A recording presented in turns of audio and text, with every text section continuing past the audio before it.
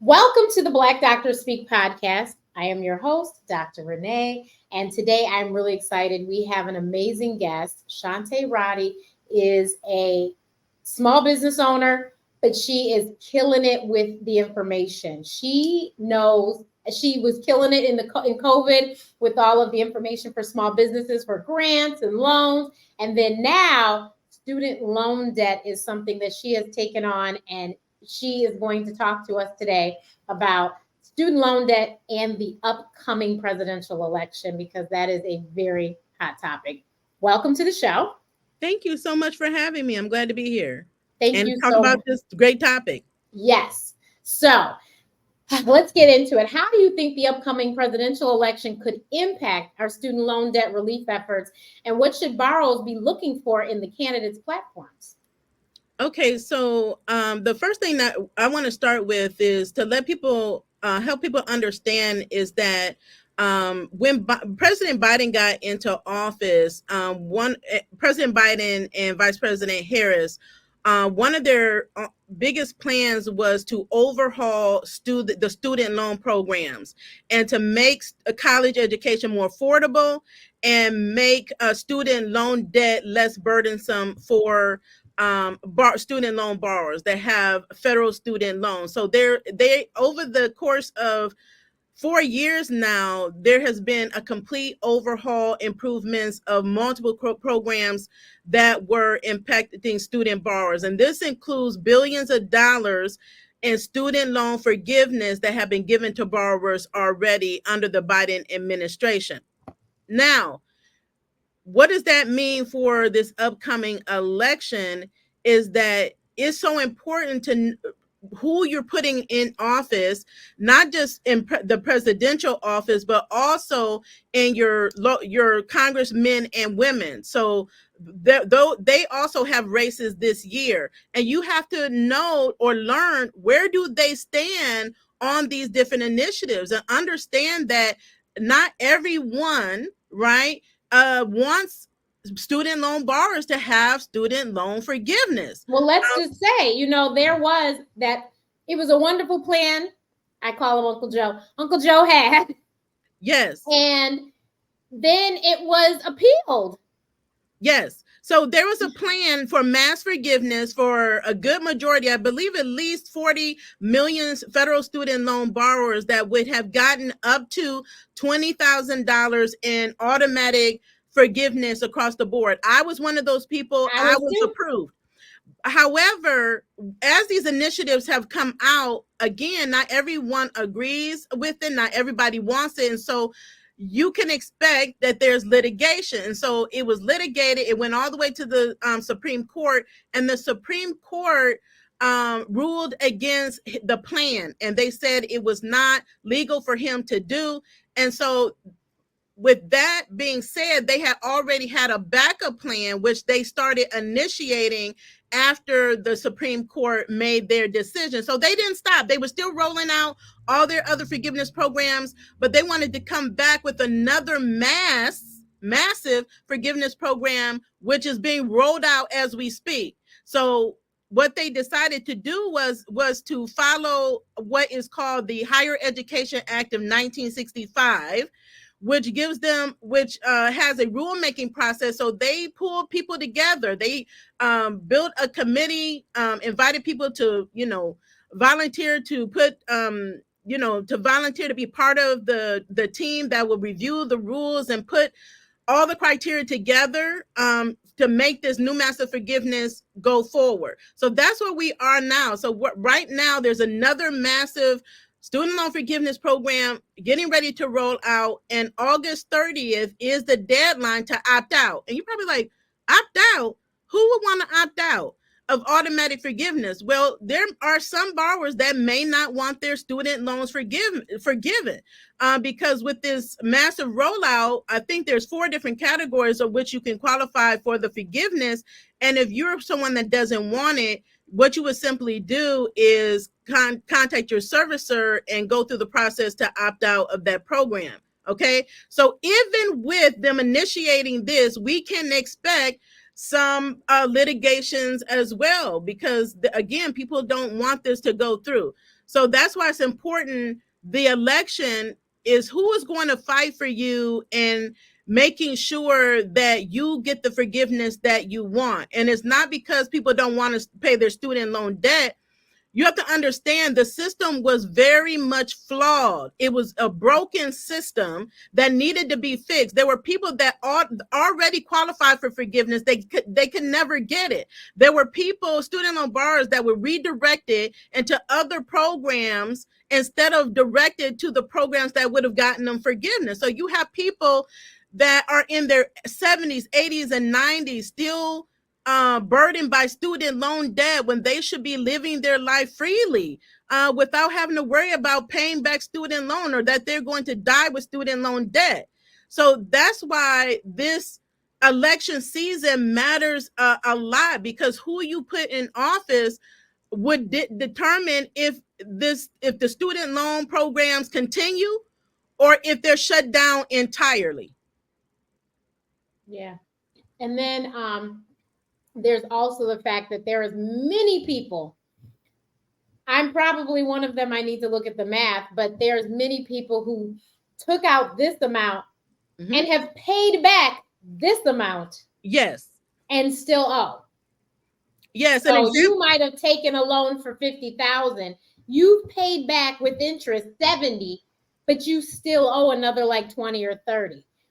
Exactly. I know people are like, huh, what? Yeah, exactly. That math does not math. And that is why it is important to do these programs, because a lot of people who are paying student loans have already paid the amount of money that they actually borrowed.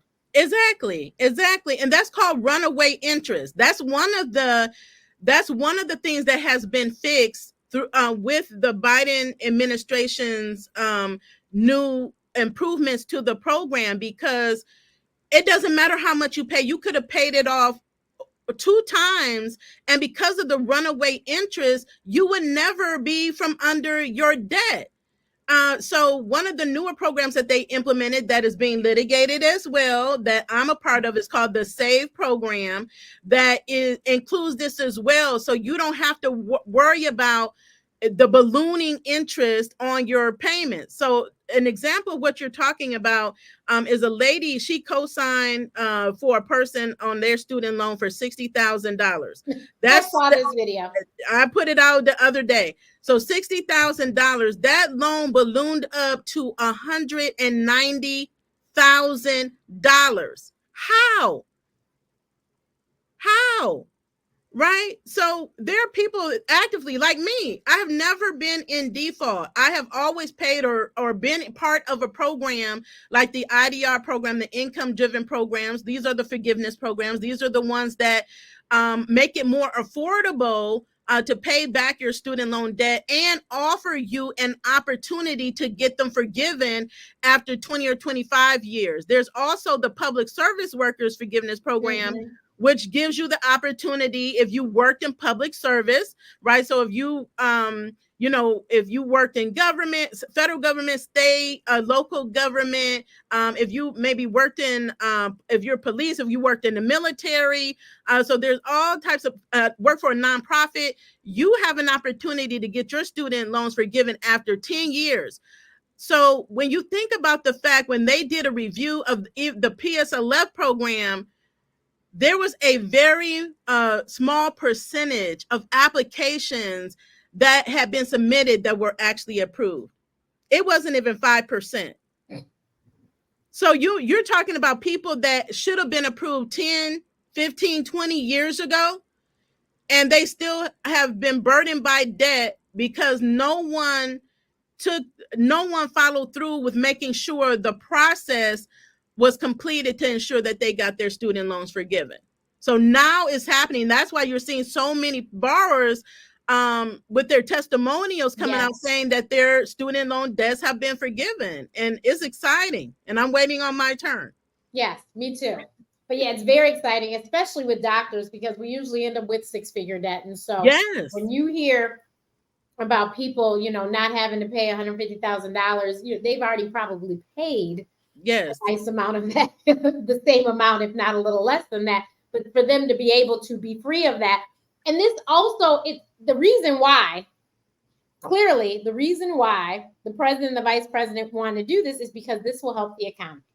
Yes. Once these people don't have to worry about this debt, think about what their credit score does, because student loan debt is factored into your credit score. So Yes. when this is gone, think about what credit scores are doing. People can purchase houses, they can purchase cars, they can purchase land, they can.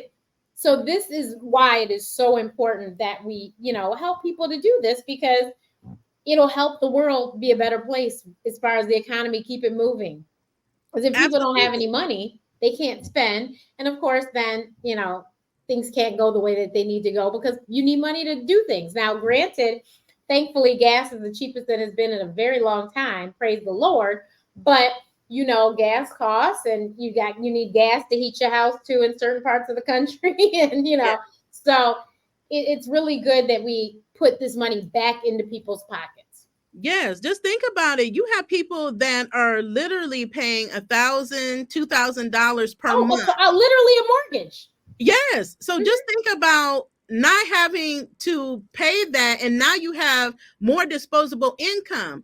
Do you know that there's a lot of people right now, a lot of student loan borrowers, the only thing keeping them from buying a home for themselves and their family is student loan debt.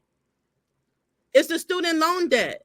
So just imagine the opportunities that open up for them to become a homeowner once they are relieved of the student loan debt. And that is no longer an issue on their credit. Like everything else is great.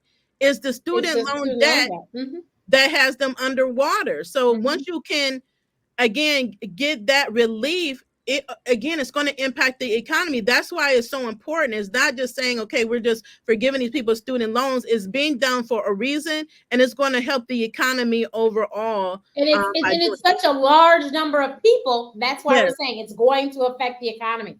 It's not, 10 people or 2% of the population. No, it's a large amount of people. Number of people. This is several million, double figure millions of people that this is going to affect. And so it's really, really, really important. Absolutely. So with the current economic challenges, how are different demographic groups, particularly Black and marginalized communities, affected by student loan debt? Now, how should this influence voters' decisions in the election? I think we kind of did just talk about that.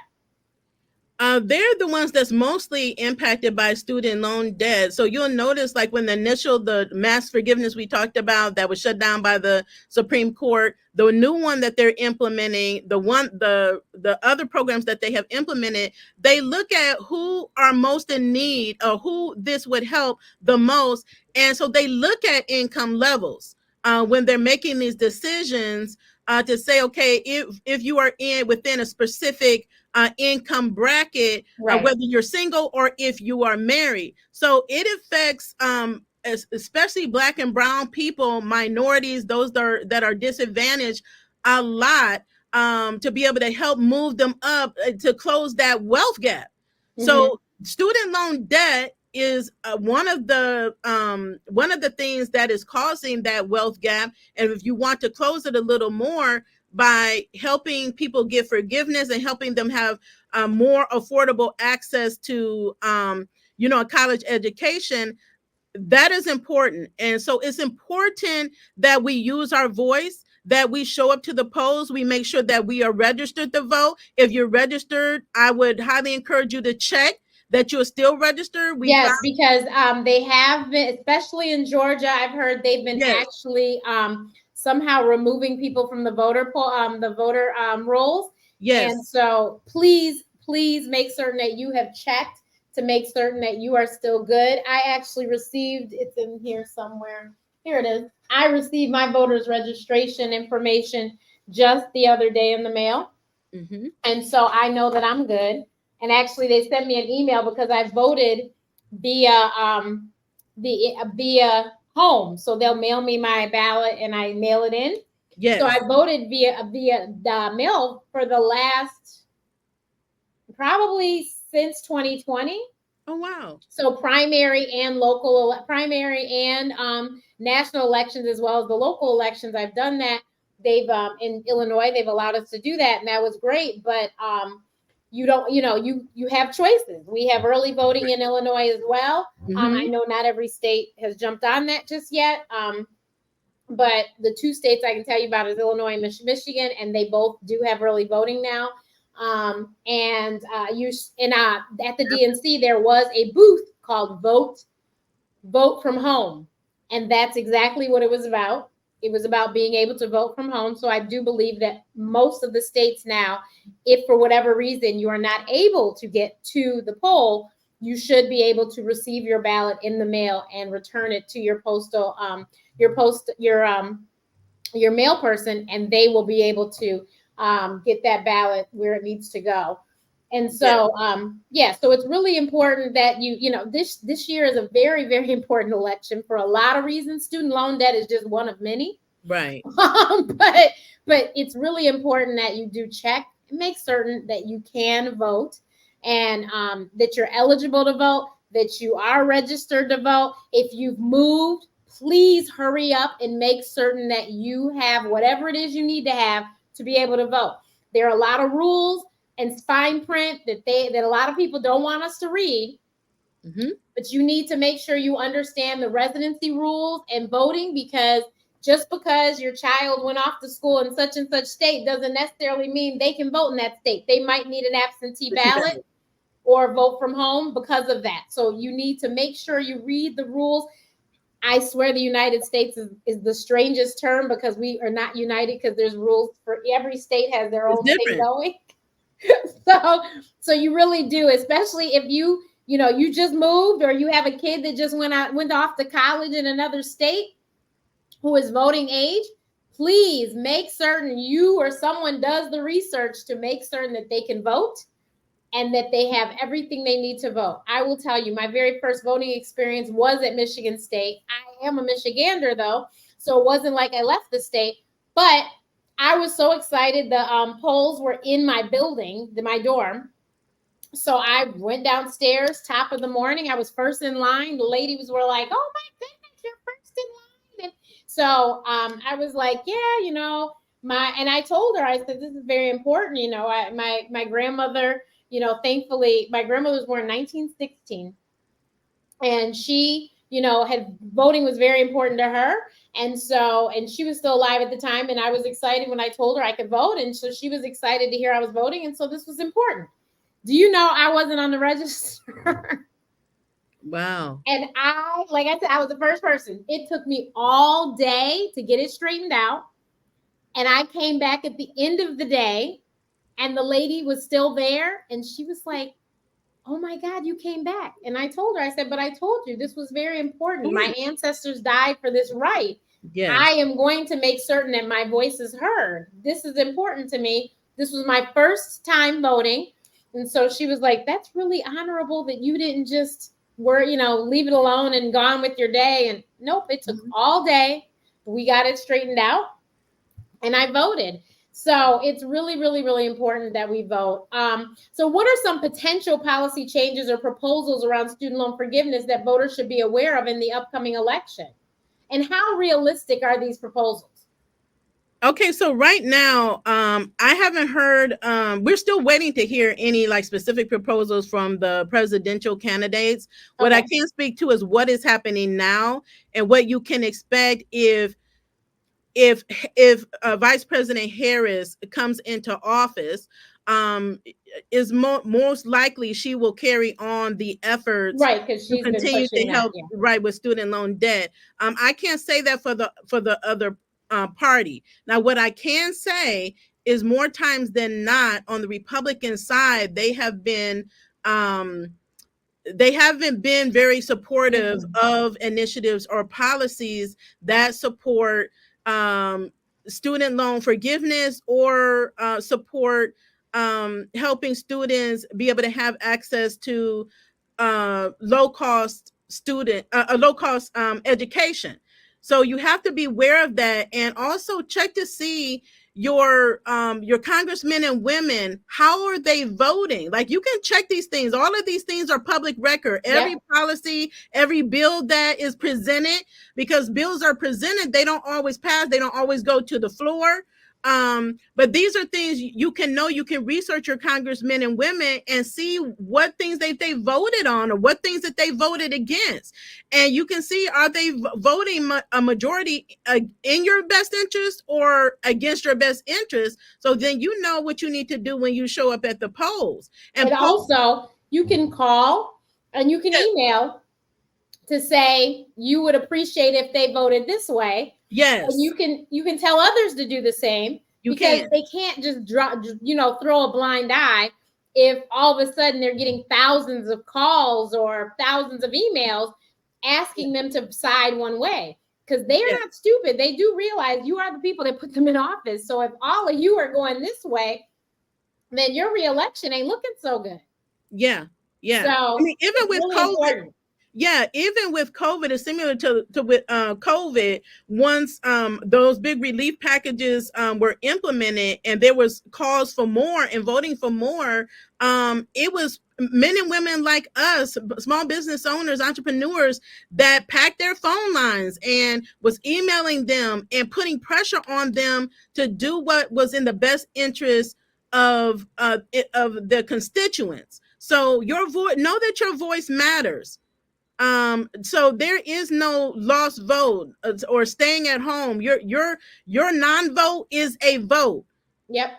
I always tell people that your vote is a vote. So vote in your best interest in this election. So those are things that you can look forward to in the near future, is more student loan forgiveness. And as we are approaching November, the current administration there's a push to get things that their plans they're running rolled out and in place before the election, because every election changes things, and you're not guaranteed to have the same benefits or the same rights as you had under another administration. It's a whole nother administration coming in, and those things really matter. I know this is the most important, impactful election that has happened in my lifetime.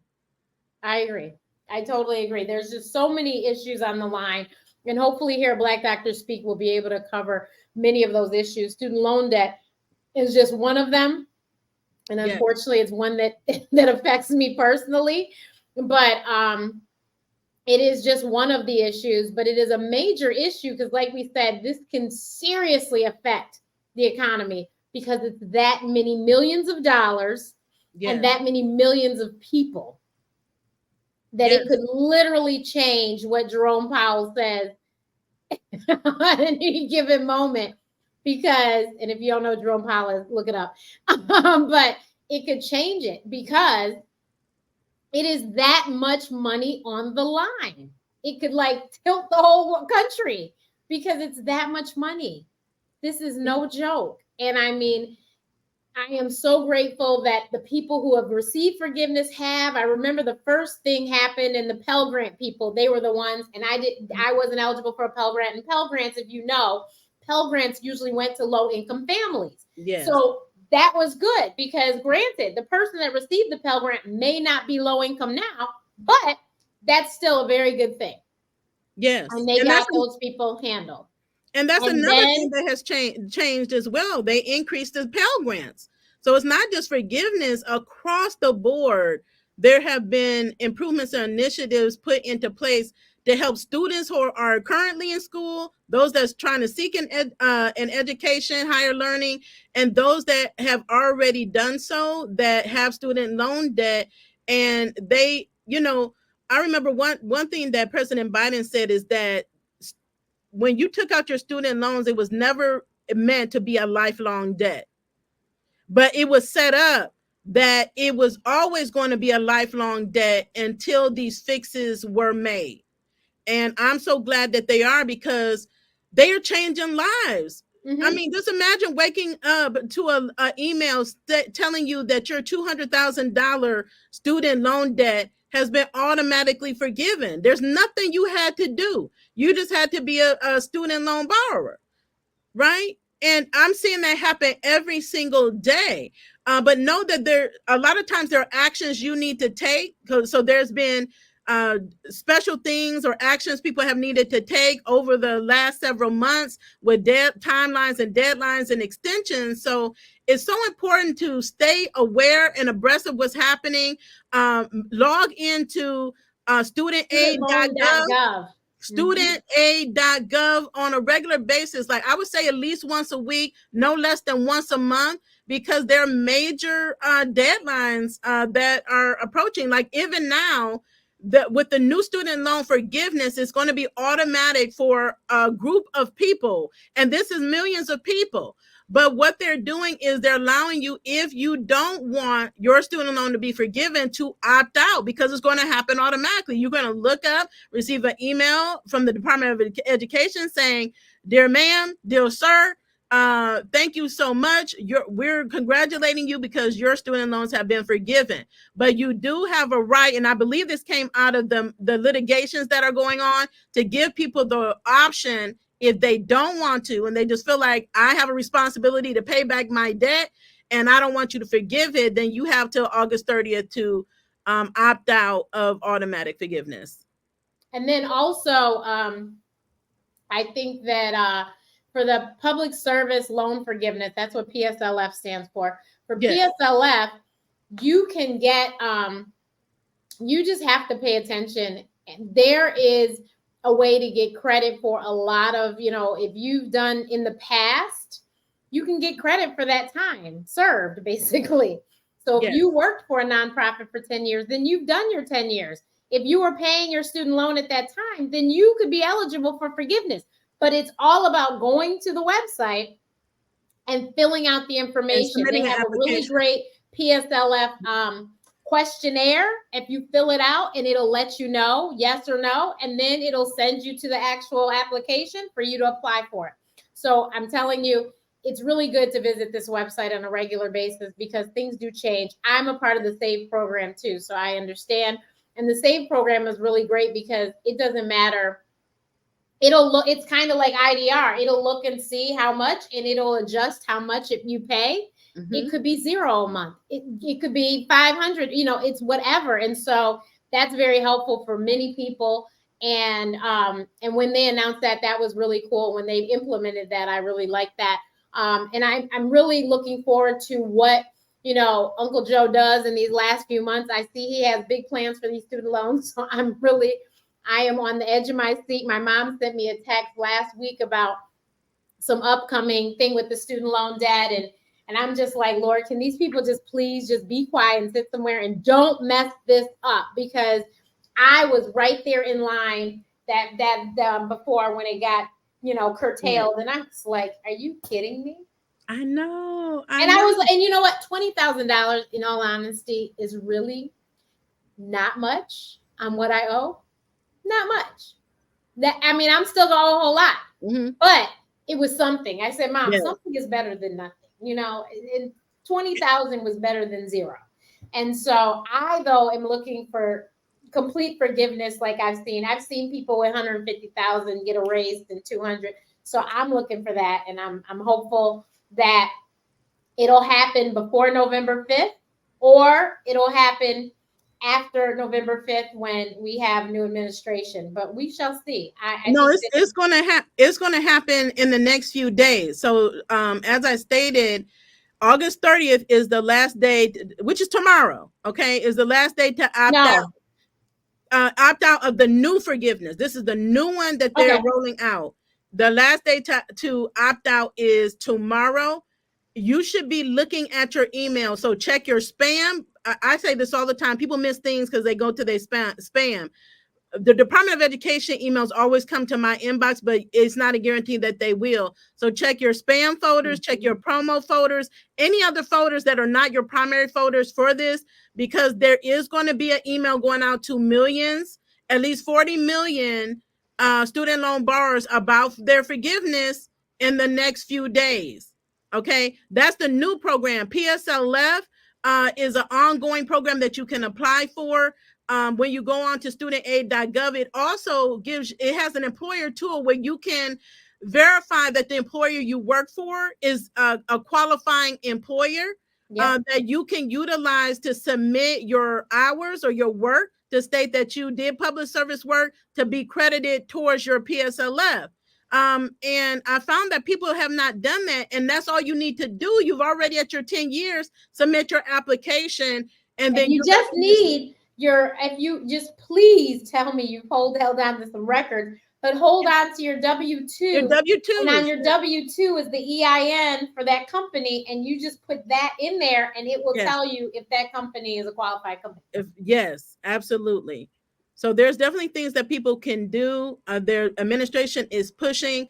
There's no guarantee, depending on who gets elected into office at the presidential level, and also in your Congress. So again, we need to show up and vote up and down the ballot. Up and down the ballot in your best interest, so that we can continue on getting help with our student loans. Yeah. So please get, just, we have I don't know how many days, but we have 70 some days, I think, left. That's not a long maybe time. It's 60 something now. November 5th will be here in a minute, but before November 5th, just do your research and figure out what is it that your Congress people are thinking about. What is it that they've been voting on? Your state representatives, all of those things are really important, because these are the people that vote, because the president's only one person, but it's a whole group of people that helps decide what the president can and cannot do. So you have to pay attention to those things. And if student loan debt is something in your household, then I highly suggest you pay attention and figure out exactly what are they thinking, what have they been voting, so that you can have your voice be heard and let them know, no, I would prefer that you vote this way, because this is affecting me and it's affecting our community, because we can't beautify our home and make our landscape because we don't have the money to do such, or we can't purchase in our neighborhood where our kids go to school. All of that can be affected by the student loan debt. So thank you so much. I greatly appreciate you. And please, you guys, follow her at She Boss Talk. That's her Facebook page. Yes. That's her YouTube channel. All the things. So please follow her. Like I said, amazing content. Her videos are great information. She does a lot of work to help small businesses, particularly women small businesses. So please check her out. She has courses and all that great stuff. So please, like I said, this is who was telling us all about the small business grants and stuff when we were first in the pandemic, and she still has lots of grant information. So I'm telling you who to go to. We will have all the information in the show notes, but thank you so much. This is the Black Doctors Speak podcast, and it's presented by the African American Wellness Project. Thank you.